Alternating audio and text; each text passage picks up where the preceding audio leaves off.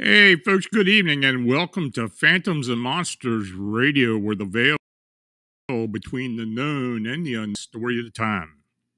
All listeners to the channel, as well as first timers, and that you find tonight's subjects and reports interesting. So, tonight we plunge into the strangest corners of the unexplained. Now, this edition of Weirdest of the Weird is a deep dive into some of the most unnerving and perplexing eyewitness accounts ever submitted to me. Now, these are reports that defy category, where the veil between realities grows thin and the bizarre becomes undeniable. We'll explore encounters involving Ouija board doorways to things much darker than expected, and bizarre humanoids that appear out of nowhere only to vanish into thin air. Witnesses have shared stories of unsettling messages, unexplained voices, and physical manifestations that have followed them home long after the scene. We'll consider reports from individuals who believe they've experienced alien abductions or discovered implants beneath their skin, objects that leave no clear medical explanation and often coincided with long-lost memories and intense trauma. Some of these cases include possible surveillance, missing time, and that still remain unsolved. And of course, no weirdest of the weird would be complete without cryptids and UAP encounters, often occurring in tandem. From upright walking canines to glowing craft hovering in eerie silence, these dual sightings suggest that our world may be far stranger and more connected than we've been led to believe. So steady your nerves, prepare for a series of raw, unfiltered eyewitness encounters that challenge the boundaries of belief. These are not just isolated experiences, they're pieces of a larger puzzle. And tonight, we're going to examine them together.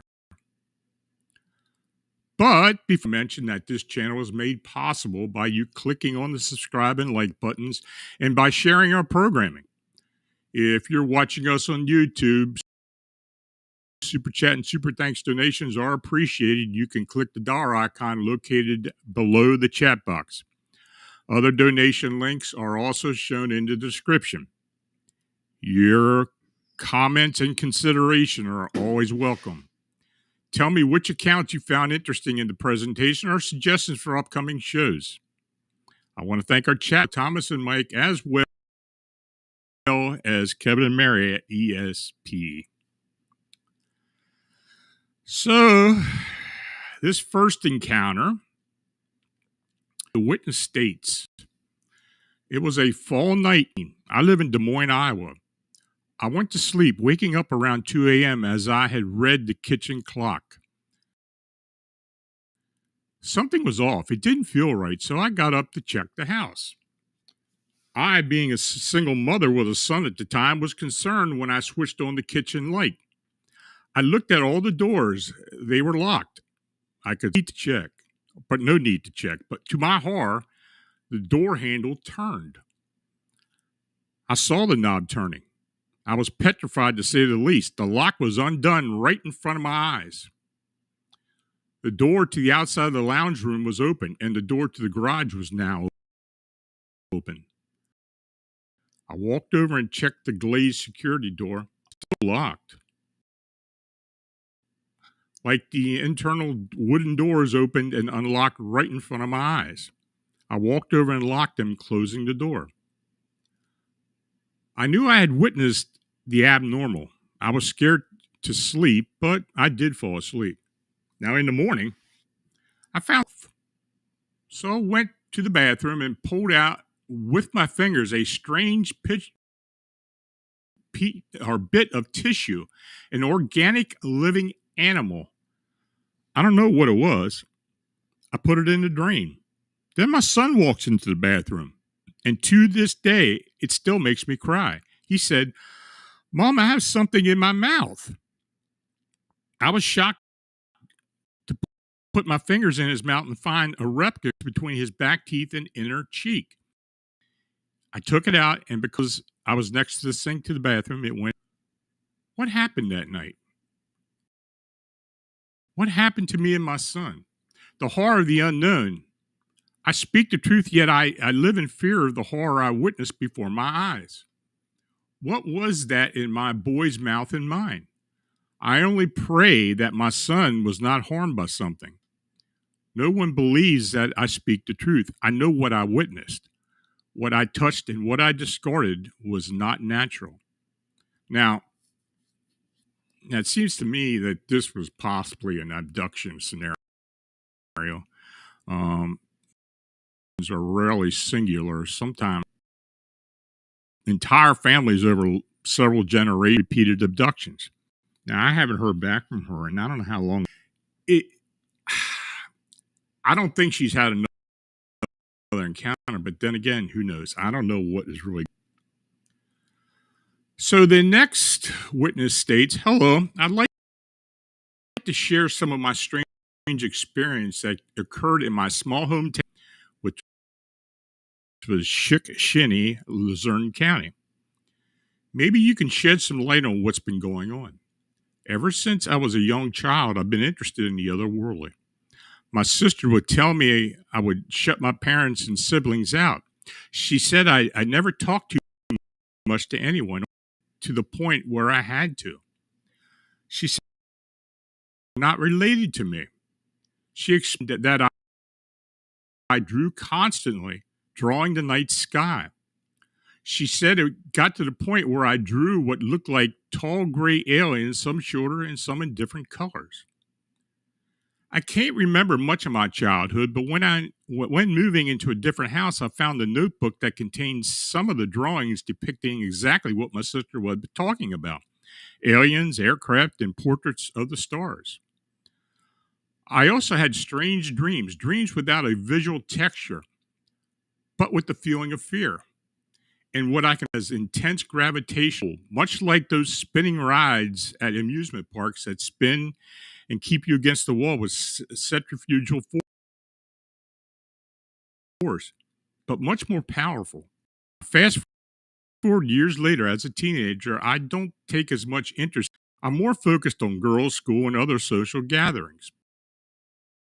But strange dreams, this time with more visual stimuli. Dreams of myself standing on the front lawn. The sky is dark with an orange tint. Triangular craft, many as far as the eye can see. The lawn where a long black or jet black being, tall, ear like eyes. I didn't feel any fear as it began to palms extended towards my face in the same way a construction worker motions cars to stop. After that, I woke up confused because of the realism I had just experienced in that dream. This dream reoccurred, never getting any further than the being raising its hand. I had many other dreams with different themes, but all relating back to them. Where they are, a wild imagination, I don't know. When I was 16, I saw something very strange.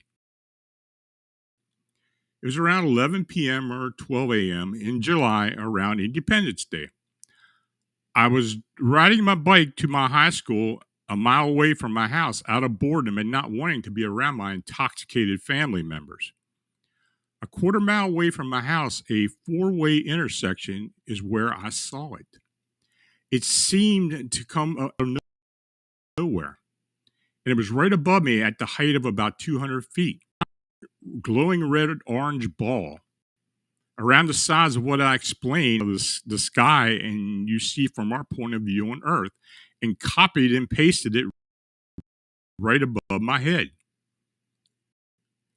It was bright, but not to the point where it hurt my eyes. It just hovered there for a long time while I blankly stared at it for some time.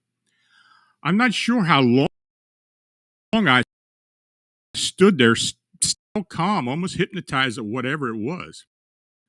Before I knew it, it began to slowly turn and make its way down the road. It finally hit me that I just saw this. I put my foot on the pedal of my bike, tried to pedal it. It started to pick up speed and elevation and just zoomed away at staggering speeds. It was almost like it blinked out of existence. I went back home and told her later I noticed more lights in the sky around my house.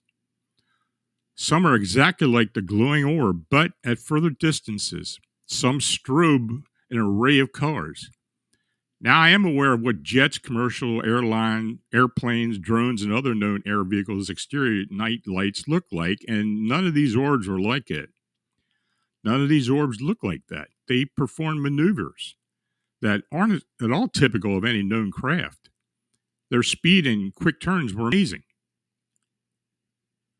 Since then, I watch in the skies, but strange things still happen.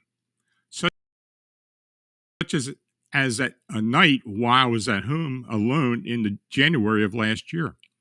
I was in my living room, began to get an uneasy feeling. I felt a vibration reverberating throughout the house, originating from something outside. It was a quick pulsation of low-tone vibrations that I could hear from the outside, but felt in my body and in my head. It struck a raw feeling of fear into me, making me stay there on the couch.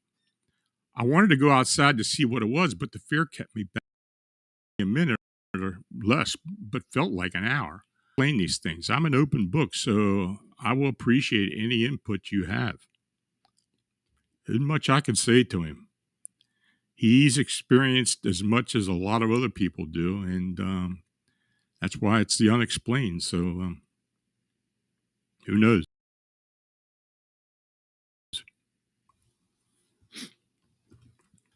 Now, this next witness states, on October 15, 2021, in the early morning, I live in the Chicago suburb of Tinley Park. I live a few houses away from the Chicago Mothman sighting that the dog walker reported to you in 2017. I was sleeping, and something woke me up for a second. I tried to go right back to sleep, but my right hand was hurting. It started to hurt increasingly until it hurt severely. I sat up and looked at my hand under the phone light. What I saw made me say, no, no, no.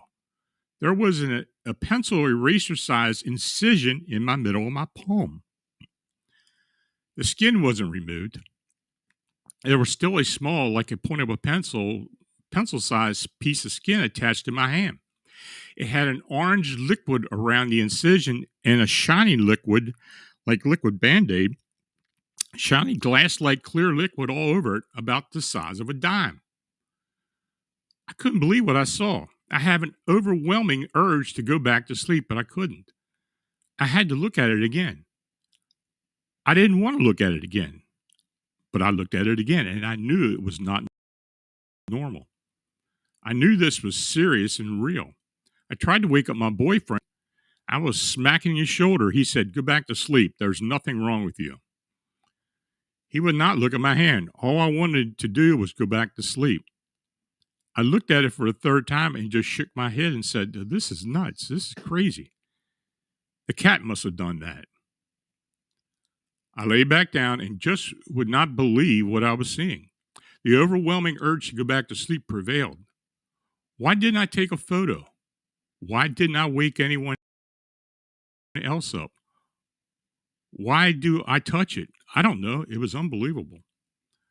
I woke up the next morning not thinking of it at all, not remembering anything, until my boyfriend woke up and he said, "Oh, yeah," sarcastically, "what happened to the hole in your hand?" Suddenly, I remembered it all, and I looked at my hand immediately. Not a trace of it was there. I know what I saw, and I don't think there has been a day since then that I don't think about it, worry about it, and am freaked out about it. I've tried telling a few close friends and family. They don't even want to hear it. They tell me it didn't happen. I know what happened. I know what I saw, and I know it was real. It was a perfectly surgical, perfect incision with a strange fluid. I want to know what happened to me. If this has happened to anyone else. In finishing, was I not supposed to see that?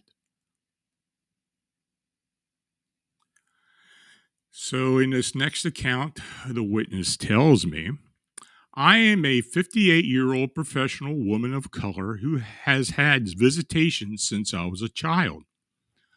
I know what happened to me, and I only want to discuss my events for research purposes. I recently read your book, Alien Disclosure Experience Exposed Reality." Wow, very interesting reports. "The first incident happened at night in 1986. It was still a vivid memory of waking up on an examination table with several aliens at different heights around me under a bright light. Now, at first, I didn't feel afraid, even though knew it was not a home and believed it was on a spacecraft. I thought I had been there several times before. They spoke to each other and me through thought. The next thing I remember, I was still on or near the table, but I felt very sad and was crying. I don't know why. When I woke up in the morning and went to work, I felt uneasy and nervous, which is not my nature. I was casually discussing the incident with a coworker to further calm myself down when another employee who had come in started listening to what I was saying. Suddenly, she became very excited and said that she was there also and saw me on the exam table. It freaked us all out, and we stopped talking about it. Now, I was a deputy director at this agency, and I remember the name of the coworker who also saw me. Somehow I believe that the second incident is connected to the first one I described. I have several visitation memories from that location as an adult. The one I will discuss happened in 1993. I woke up in the morning, and there was a stillness in the room that made me feel uneasy. I had two dogs in the room with me, which was strange.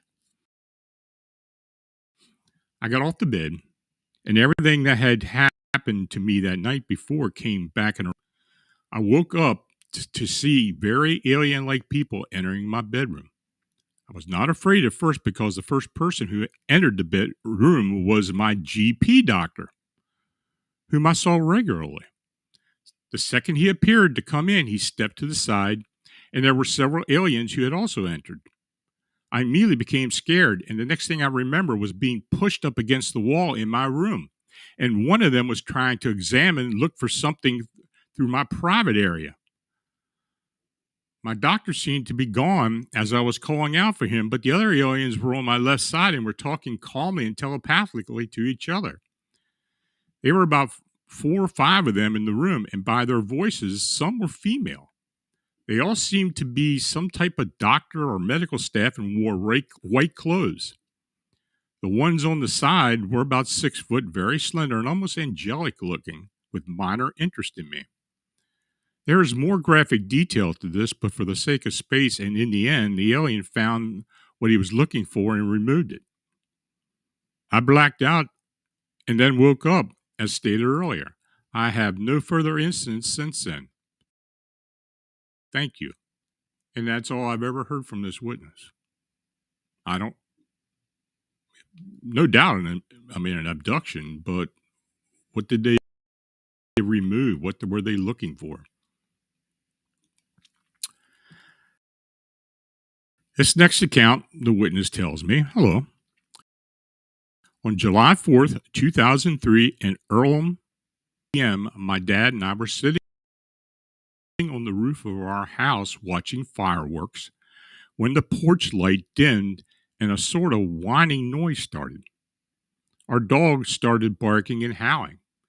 I looked around the sky and I saw nothing. The cows all started mooing at the same time.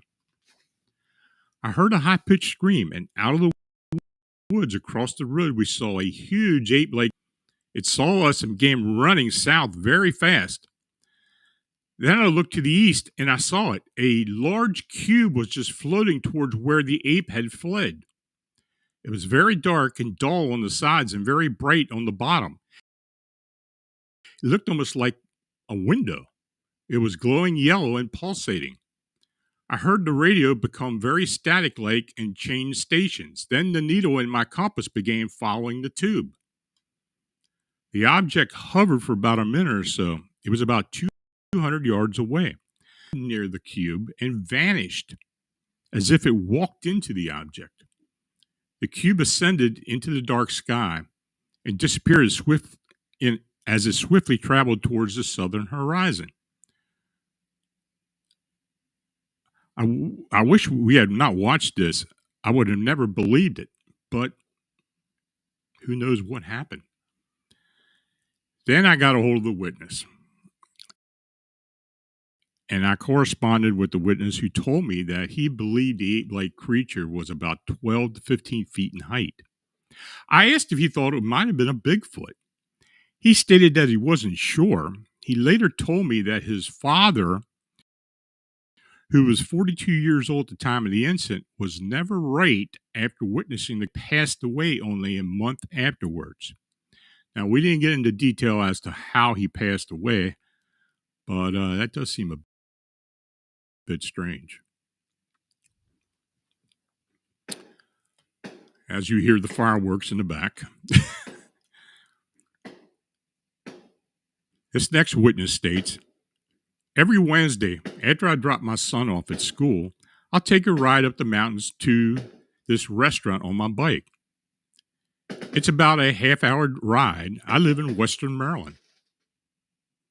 One Wednesday morning, I dropped him off at 8 o'clock. It's about a 30-mile ride up to this restaurant. I get there, I sit down and order my breakfast.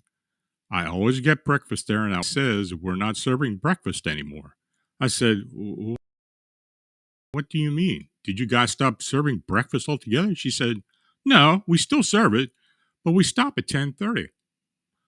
And I said, well, it can't be no more than 9 o'clock or 8:30. I pulled out my cell phone, and it's a little after 11:30. And I totally started thinking, did I drop my son off late for school? Then I said, nah. I went outside, and I was just kind of scratching my head, getting ready to head back down, trying to make sure I didn't drop my son off late. I had this burning sensation in the back of my neck, and when I got back home, I looked in the mirror, and I saw it. It looked like a little burn. A few weeks later, it healed, but it feels like there's a small BB inside there or something. And it appears I've lost 3 hours. Picking up my son at school and asked him, and he said, no, you dropped me off the right time. I was there the entire day. He still doesn't understand what happened. This next account, the witness states, greetings. The incident I'm about to relate to you happened some 50 years ago. I visited my grandparents who lived in an old farmhouse in central Pennsylvania. My cousin Dee, 1 year younger, was there as well. We rose super early each morning, as was the practice when visiting there. My grandmas, those who did not get out of the house before breakfast, got a chore list that would take all morning. Dave and I were determined to avoid that list. The house stood on top of a hill and was some distance from the road, with a long drive leading up to the car park area. The ground on either side of the driveway could be best classified as unintended meadow with copse out. From the car park in front of the house, you look down and out toward the road some 500 yards away. This is where Dave and I stood that morning. There was a small stand of pine trees about halfway down the hill. These were young trees, not more than 9 feet tall. We knew these trees well, as they impeded every hill roll or sled run we ever attempted down that slope. Today, however, we never even got to start the downhill fun. "What the hell is that?" one of us asked. "Beats the hell out of me," the other answered. Under the nearest pine tree, there was a figure. It appeared to be made of golden metal, which glittered in the sunlight. It was about 3 feet tall, as best as we could determine from our uphill angle. From the shoulders down, it seemed to be wrapped or swaddled in golden cloth. This extended the entire length of the creature, making it look as though it was a form-fitted sleeping bag. On its head was a helmet or headdress, also gold. When we first saw it, it was facing to our left, so we were looking at its golden left profile. The sight of this thing made us both freeze in place, barely breathing. We stared down at it for a time-distorted period. A minute? Don't know. Suddenly, the thing changed its head. It did not turn its head. It had been looking straight ahead at the spot somewhere to our left. Then it looked directly at us. The head did not move through all the intermediate positions. The transformation was instant. But then, a wave of the two of us. I have never since felt anything so intensely alien and malignant. It hated. Neither of us was the most athletic of kids. We burst into the kitchen, babbling and down on the hill. It took us a good. There really would be something worth seeing if he went out there with us, and of course, there wasn't. Nothing on the ground, nothing near the tree, but that image of the golden boy, nastiness in his glaze, that will never go away. I use the term golden boy as that is how the family story has evolved, but it was no boy. It was humanoid as best as the distance would reveal, but the sense of malice and dread made it impossible to stick around for more details. And I was 9 or 10 at the time, in my defense. In 50 years since, I've never heard or read of a similar encounter. Has the golden boy ever crossed your path or anybody else's? The house no longer has the white fence that separates the yard from the car park.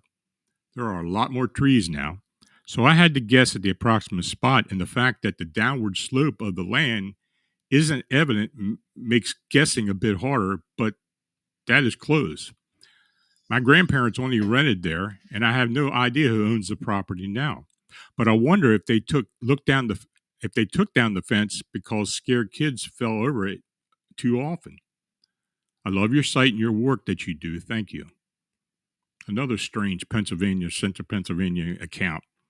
We have no idea what it was. Now, this next one. Most of the time, when someone tells stories about Ouija boards, it's usually when something terrible happens, like a demon possessing a friend or a ghost haunting someone's home. Yet, my story is a bit different. I'll start by saying that this happened when I was in the 9th grade. My friend received a Ouija board for her birthday from her cousin, and my friends and I were eager to play. We told our friend, whom I'll call Caitlin for the sake of the story, to wait until we all got together to use the board. Our parents drove us to her house on a Friday after school so we could hang out and spend the night. None of us had informed them about what we were planning to do since we all came from strict religious backgrounds. We had dinner and swam in her pool, then pulled out the rules to the board and set everything up. The door was shut. The ceiling fan was turning on full speed to drown out our questions, and we were all excited about what we were about to try. There were 4 of us, including Caitlin. All of these are fake names, by the way. Caitlin, Jackie, and Beth. We sat in the tight circle around the board, and we all nervously placed our hands on the planchette. Beth greeted the spirit who owned the board as soon as we touched it, and we all started giggling. None of us believed in spirits, so we weren't too concerned about the planchette moving or anything in the room breaking. Well, the first question inquired whether anyone was there. The planchette didn't move, and again, my friends and I burst out laughing, not removing our hands from the planchette.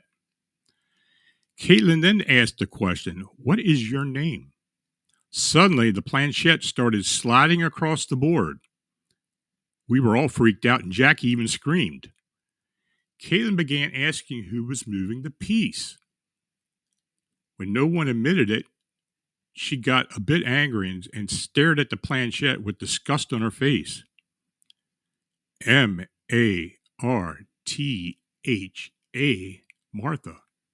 Then Banks, Banks, Martha Banks. Suddenly, we turned to see Caitlin gasp. A horrified expression plastered on her face.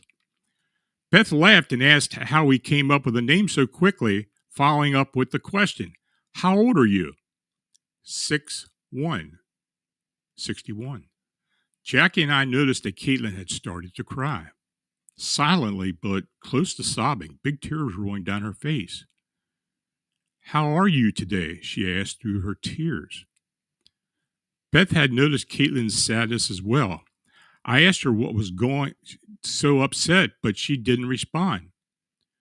Good. Good. Caitlin chuckled a bit, but then asked if heaven was nice. All 4 of us stared intently at the board, not moving our hands from the pieces. The planchette slowly spelled out ITS. It's Beautiful. It's beautiful. Caitlin quickly said goodbye without any of our consent before pulling her hands away from the piece and dragging ours with her. The rest of the night, she didn't mention the incident, no matter how many times we inquired. Years later, when I was in the 12th grade, I called her up after not speaking to her for a while. I remained friends with Beth, and I had lost touch with Jackie. I still talked to Caitlin, but not as often as I used to. She had moved away and wasn't available to talk too much, so I finally got her attention one day and brought up the night we played the Ouija board, or her Ouija board, asking if she still had it. She told me that she asked her mom to sell space in her storage closet. Yet, Caitlin sent another text that made me very curious. "Oh, wait, was that the day I got super upset?" I texted back to confirm her question, asked her why she was so sad. I now know that Martha Banks was her grandmother, who had a stroke at 53, another at 57, and the last one at 61, which ultimately took her life in a few days. I understand this is a very sensitive subject, but Caitlin said she was almost certain it was her grandmother. One reason she believed this was that a couple days after we all came over, she walked into the kitchen to get a snack and noticed a picture that had fallen in the living room. When she went to pick it up, she saw that all the pictures originally in the room were still there, and the picture didn't have a frame. She told me that the moment she picked up the picture, tears streamed down her face. The picture was of her and her grandmother when she was a baby. She had never seen it before.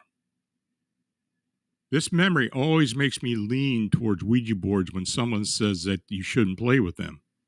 Of course, there are dangers, but taking a risk can allow you to learn a lot. And in the memory, this memory for Caitlin, I believe will help her remember her grandmother's safe and the happy days while she was alive. So, folks, that's the last account. You got any questions? Put them up there, all caps, please. And Kevin will post them for me to answer or talk about.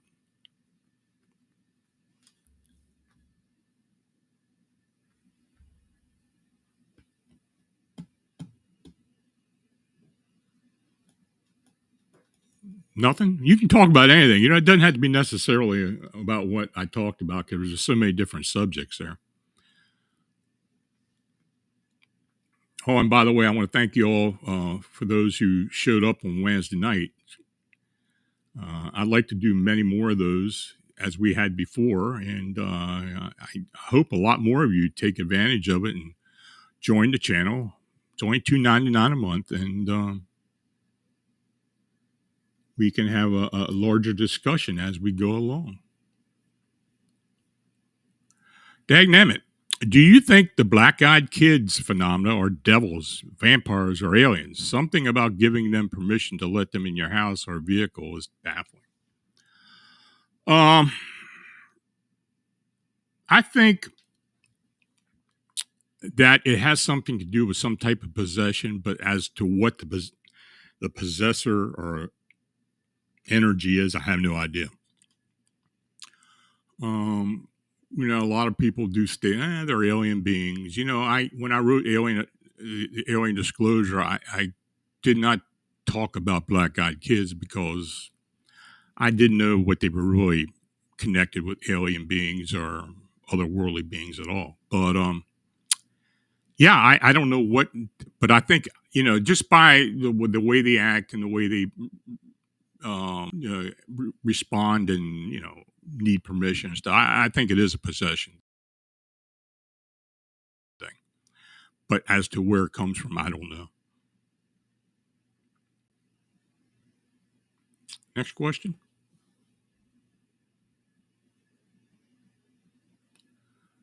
Paranormalism Net.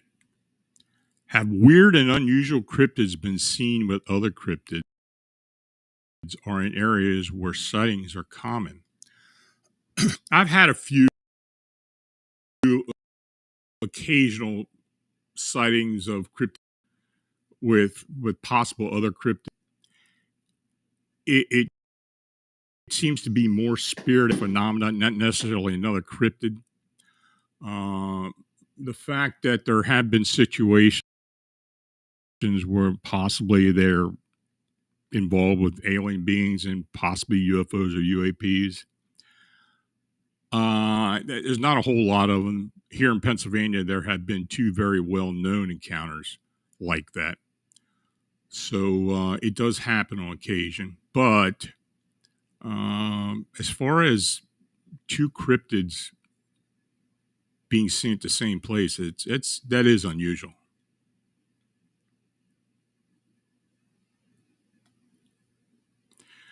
Dagnammit. Do you know why Mr. Black from Beyond Creepy Channel obscures out his face? Well, Mr. Black is a friend of mine. We've been working for years. He and I share research together. He just prefers not to be seen. I mean, that's just the way it is. He's got a very popular channel. I've asked him, how do you get so many viewers on there? And he says he can't explain it. I don't know. I mean, but I guess it has a lot to do with the mystique as far as him pixeling out his face. But he does research his subjects very deeply. So I don't know. But no, I don't know why he does it. But he likes to remain anonymous.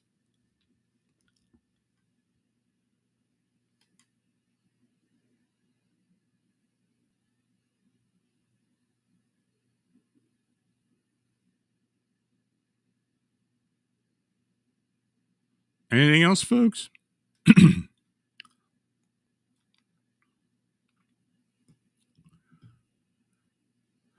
Okay. Well, I want to thank each and all of you for watching and chatting. And if you donated, it's truly appreciated. Your support is what makes this possible. Please like, subscribe, and share. If you have a sighting report that you'd like to be considered for this personal report show, or even when I get the blog going back up on Phantoms and Monsters, feel free to forward it to me at my email at lonstrickler@phantomsandmonsters.com. Again, I want to mention that the website, the build is going very well. I approved the homepage just the other day. There's going to be a lot of bells and whistles there. Phantoms and Monsters Radio can be accessed from there as well. There are going to be a few other things. I'm thinking about, and I'm thinking about even doing this on YouTube to publish reports about certain phenomena or certain unexplained or cryptids and such, and making the PDFs available for download with no cost. Though I will accept donations if persons feel to do that. Anyway, thanks again. And until we meet again, stay healthy and safe. I'll talk to you next Friday. Good night and have a great weekend.